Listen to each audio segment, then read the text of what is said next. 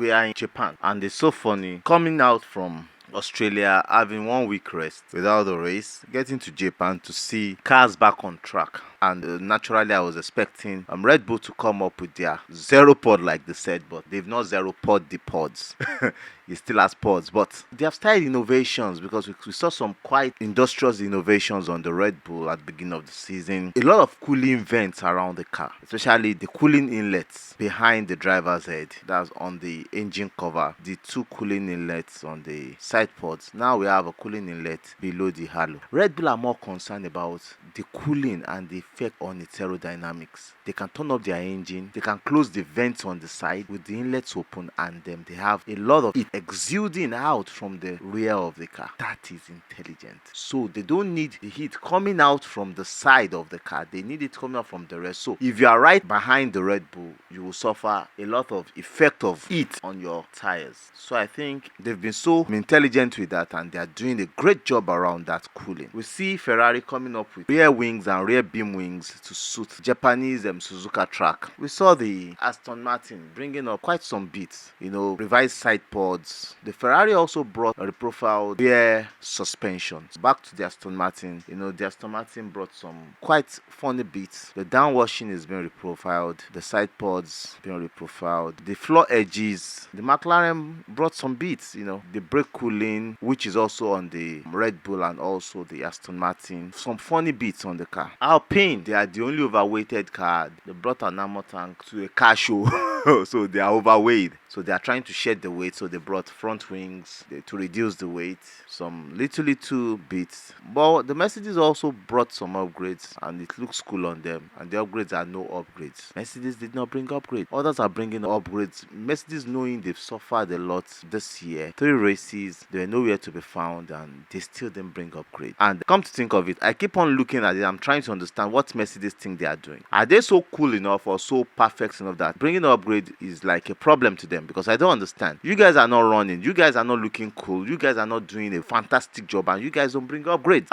Mercedes. Okay, now going into the FP1, the landlords, that's the Red Bull. When they came out, you should know Max Verstappen will do the Max Verstappen thing. They have the fastest car aerodynamically, a good engine, beautiful. They said the problem they had with rear right brake in the last race was something they've been feeling since Saturday qualifying, and it is the profile of the rear brake duct that affected the rear brakes, and that should not happen again. But they are going to have a fierce rival in this race. We're talking about the Ferrari. Alongside smooth operator being on point is going to be another level for them. I think this Japanese Suzuka race is going to be between the Red Bull and the Ferrari. But coming to FP1, if you're a Formula 1 fan, cars don't come out with what they can do. Everybody, these guys, they're trying to get the car in the sweet spot. The Mercedes looks as if they were in the sweet spot, as they have always been. The 4th and 5th. I'm sure they are nowhere in the sweet spot, because each time the goalpost is moved, I believe Mercedes are getting far away from it. So FP2 will look at what will happen. But I think Mercedes are just waiting till they can bring bigger upgrades. And do they really need that? They've had 3 races on 3 different tracks, with 2 having almost the same profile but different characteristics. And I think with what they should have learned, they should have known that floor is whack. Even if they're not bringing flaws, do something. They are learning. On the side pod, they need to reprofile those side pods so that they can compensate for the front wings they have, which are great. Then the cooling of the car, because they said the engine of Lewis Hamilton was shut down because of something broke and some things like that. And I'm like, the engine is totally out of this season. And you're like, so Mercedes, what are you doing to all these things? You cannot remove that side cover and just start piercing hole or recreating something. How hard is it for you to start thinking about what to do? Thank God Toto Wolff did not go on the holiday. He said he wants to the rest, because I don't know the kind of rest or holiday he's trying to go on. It's not sensible. The team is performing woefully. First 3 races of the season, you want to go on holiday. What kind of holiday are you going on? I don't understand for these guys. So I think Mercedes, FP2 and other cars, we would see what they can do. But I believe the season is far from over.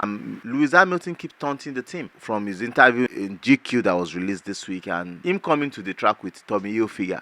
Tommy and Police and some of Lewis Hamilton's sponsors are moving already. He came to taunt them. Adidas will be sponsoring Mercedes from next season. He came to taunt them like, you guys see what you are missing. He has nothing to lose naturally. He's just feeling himself in the team, trying to help the team because he knows he's going to another team next season and he can channel his energy on that new team instead of wasting his energy on this old team. And I'm sure I can tell you a lot of fans will be moving with him. A lot of money is moving with him, as you can see. And I can tell you a lot of Mercedes fans are Lewis Hamilton's fans. 95% of Mercedes fans are Lewis Hamilton's fans. And when they move, what happens to Mercedes? Mercedes need to rethink and rebrand and redo a lot of things to get themselves right. It is out of FP1. I think if I were Mercedes this time, what I'll do is talk to Lewis Hamilton to still have some shares and some things with Mercedes. That's the only thing that can save them because they might lose a lot. Up until FP2, let's see what will happen in FP2 so I can give a better breakdown for you. But this race is still looking like Red Bull, Ferrari. Did I tell you that Logan Sergeant bashed his car in FP1? Maybe I forgot. But he bashed his car in FP1 and see, it's the same chassis that Alex Albon bashed 2 weeks ago that he's using because they repaired the chassis and the configuration cannot be changed again. So he's using the chassis. Now he himself ran the car into the wall. Suspension damage, but the chassis is still okay from what we heard. Some suspension damage that cannot be fixed for FP2. Now the FP2 got rain. Like I told you, rain. I thought there will be rain on Friday and there will be rain on Sunday. Tomorrow should be dry, but you can't predict in Japan. But there will be no rain tomorrow, I can tell you that. But on Sunday there will be some rain. Teams and drivers hesitated to come out. They wanted to know if the rain will continue or stop so that they can get the right simulation for either rain or dry. But unfortunately, the rain was doing a stop-start situation, which kept a lot of drivers in the pit. But at the end of the whole thing, some few drivers came out on Inter tires. The VCAB team came out on Inter tires. They got back in. Lewis Hamilton came out at first on medium tires before the VCAB team. But he didn't do any run. He just went around the track like twice and got back in. But later he came out with some other drivers like Oscar Piastri, Charles Leclerc and some few other drivers, put some run in on soft tires, while some people could not come out because they don't want to waste their tires and also just be on the track. For me, there's no session that you don't gain in F1. And happy birthday to Oscar Piastri. He'll be having his birthday during the qualifying tomorrow. Will he be taking pole on his qualifying? We don't know yet. But from what we're seeing, like I said, it's still a game between the Red Bull and the Ferrari. The Mercedes said they are trying to understand the car better before they try to start putting some updates. But I think it doesn't really matter. They should have understood this. They have a great team. What else are they trying to really understand when they should have understood what they need to understand? Depends on them and what they want to do. But I think FP3 tomorrow, we should be able to see the real deal, what the cars, the drivers and the teams are bringing up to game to challenge, and we should see that. So up until FP3 and qualifying, I love you guys. Yeah, bye. Yeah.